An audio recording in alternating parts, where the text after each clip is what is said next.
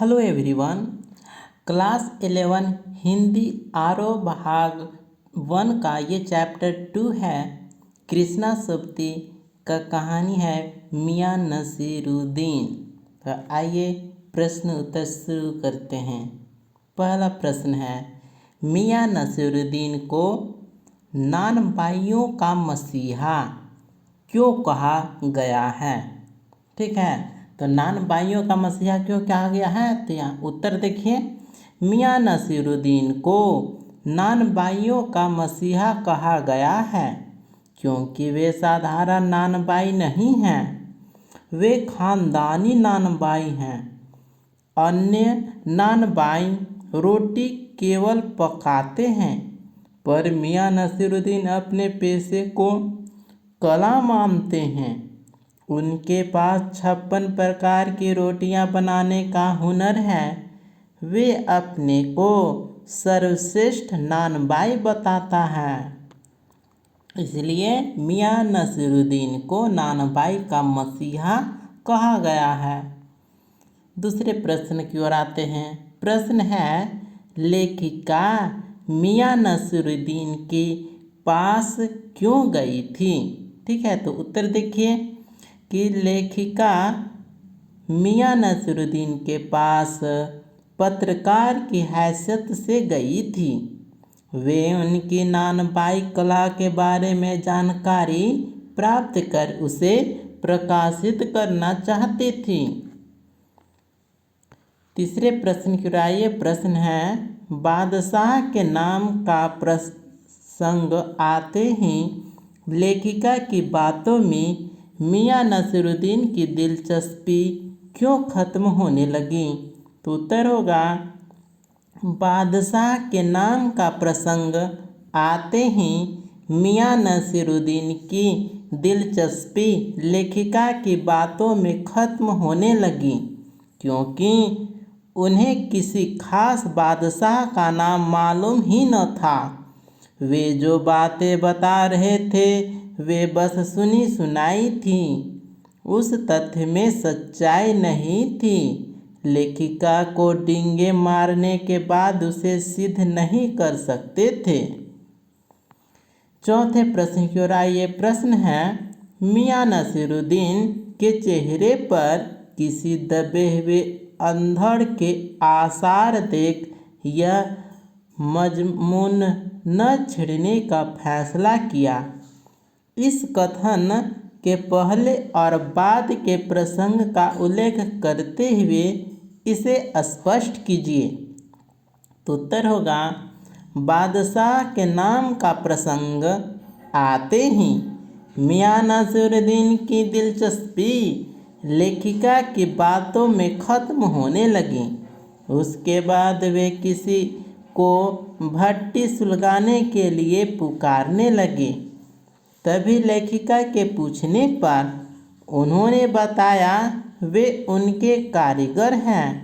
तभी लेखिका के मन में आया कि पूछ ले, आपके बेटे बेटियां हैं, पर उनके चेहरे पर बेरुखी देखी तो उन्होंने उस विषय में कुछ न पूछना ही ठीक समझा। पांचवा प्रश्न है, पाठ में मियाँ नसीरुद्दीन का शब्द चित्र लेखिका ने कैसे खींचा है?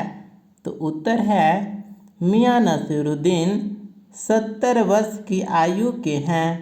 मियाँ नसीरुद्दीन का शब्द चित्र लेखिका ने कुछ इस प्रकार खींचा है। लेखिका ने जब दुकान के अंदर झांका तो पाया मियाँ चारपाई पर बैठे बीड़ी का मजा ले रहे हैं। मौसमों की मार से पका चेहरा, आँखों में काइयाँ, भोलापन और परेशानी पर मजे हुए कारीगर के तेवर। ठीक है, तो यहाँ पर परेशानी शब्द होगा, थोड़ा सा सुधार लीजिएगा। इसके बाद आगे पाठ के आसपास का प्रश्न उत्तर है। प्रश्न है, मियाँ नसीरुद्दीन की कौन सी बातें आपको अच्छी लगी? तो उत्तर होगा, मियां नसरुद्दीन की निम्नलिखित बातें हमें अच्छी लगी। तो यहाँ पर उत्तर होगा उनका आत्मविश्वास से भरा व्यक्तित्व, काम के प्रति रुचि एवं लगाव, सटीक उत्तर देने की कला, तरह तरह की रोटियां बनाने में महारत, शागिर्द को उचित वेतन देना, ये सभी मियां नसरुद्दीन की बातें हमें अच्छी लगी। दूसरा प्रश्न है, तालीम की तालीम ही बड़ी चीज होती है। यहाँ लेखक ने तालीम शब्द को 2 बार प्रयोग क्यों किया है? क्या आप दूसरी बार आए तालीम शब्द की जगह कोई अन्य शब्द रख सकते हैं? लिखिए। उत्तर होगा लेखिका ने तालीम शब्द का प्रयोग 2 बार किया है। क्रमशः उनका अर्थ है काम की ट्रेनिंग। पहला तालीम का अर्थ हुआ काम की ट्रेनिंग और दूसरे तालीम का अर्थ है शिक्षा। हम दूसरी बार आए तालीम शब्द की जगह शब्द रख सकते हैं तालीम की शिक्षा। ठीक है, तो अब आइए तीसरे प्रश्न की ओर। प्रश्न है, मियां नसरुद्दीन तीसरी पीढ़ी के हैं जिसने अपने खानदानी व्यवसाय को अपनाया। वर्तमान समय में प्रायः लोग अपने पारंपरिक व्यवसाय को नहीं अपना रहे हैं, ऐसा क्यों? तो इसका उत्तर होगा मियां नसरुद्दीन तीसरी पीढ़ी के हैं। पहले उनके दादा साहेब थे आला नानबाई मियां कल्लन, दूसरे उनके वालिद मियां बरकत शाही नानबाई थे। वर्तमान समय में प्रायः लोग अपने पारंपरिक व्यवसाय को नहीं अपना रहे हैं क्योंकि पारंपरिक व्यवसाय की ओर लोगों की रुचि कम हो गई है। लोग अब पढ़ लिख कर तकनीकी और शैक्षिक व्यवसाय की ओर जाना पसंद करते हैं। चौथा प्रश्न है, मियां कहीं अखबार विष तो नहीं है? ठीक है, मियां कहीं अखबारन विष तो नहीं है। यह तो खोजियों की खुराफात है।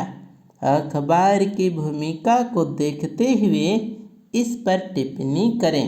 तो उत्तर होगा अखबारन विष पत्रकार को कहते हैं। अखबार की समाज को जागृत करने में अहम भूमिका होती है।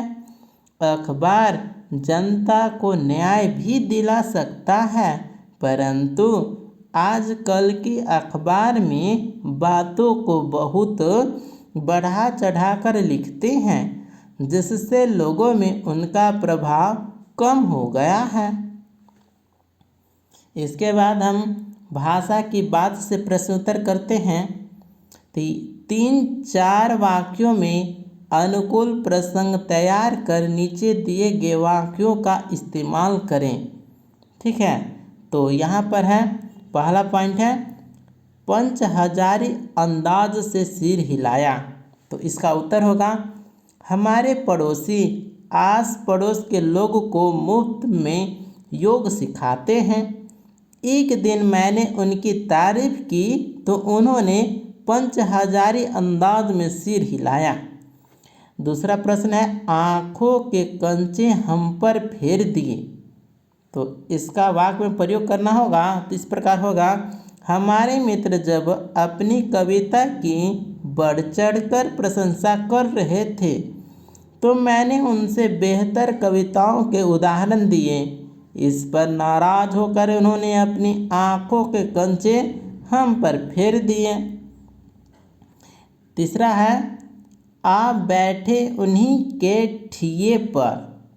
तो इसका वाक्य में प्रयोग होगा कि कर्मनिष्ठ पिताजी के स्वर्ग सिधारने के बाद उनका नाकार बेटा आ बैठा उन्हीं के ठिये पर। अब आइए इसके आगे दूसरे प्रश्न की ओर आते हैं। प्रश्न है बिटर बिटर देखना। यहाँ देखने के एक खास तरीके को प्रकट किया गया है। देखने संबंधी इस प्रकार के 4 क्रिया विशेषणों का प्रयोग कर वाक्य बनाइए। तो यहाँ पर उत्तर होगा घूर घूर कर देखना। तो बस में एक बदमाश युवक युवती को घूर घूर कर देख रहा था।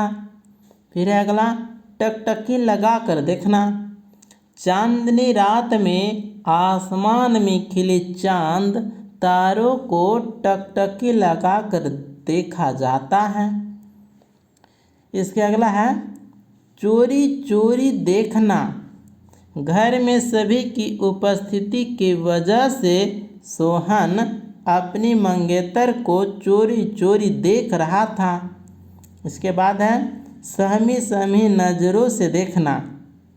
तो इसका वाक्य में प्रयोग होगा भीड़ में खोया हुआ बच्चा जब अपने परिवार को मिलता है तब वह सहमी सहमी नज़रों से सबको देखता है। इसके बाद आइए तीसरे प्रश्न की ओर। प्रश्न है नीचे दिए वाक्यों में अर्थ पर बल देने के लिए शब्द क्रम परिवर्तित किया गया है। सामान्यतः इन वाक्यों को किस क्रम में लिखा जाता है? ठीक है, लिखें। तो यहाँ पर है क में मियाँ मशहूर है 56 किस्म की रोटियाँ बनाने के लिए। तो यहाँ पर उत्तर होगा मियाँ 56 किस्म की रोटियाँ बनाने के लिए मशहूर है। ये राइट होगा। ख है निकाल लेंगे वक्त थोड़ा। तो इसको सही तरीका से बनेगा कि थोड़ा वक्त निकाल लेंगे। ग है दिमाग में चक्कर काट गई है बात। तो इसका सही से बनेगा कि बात दिमाग में चक्कर काट गई है। घ है रोटी जनाब पकती है आँच से। तो इसका सही से वाक्य बनेगा कि जनाब रोटी आँच से पकती है। ठीक है, तो ये आंसर होगा। इस प्रकार से ये चैप्टर का कंप्लीट वीडियो आपने देखा। मिलते हैं अगले वीडियो में। थैंक यू, धन्यवाद।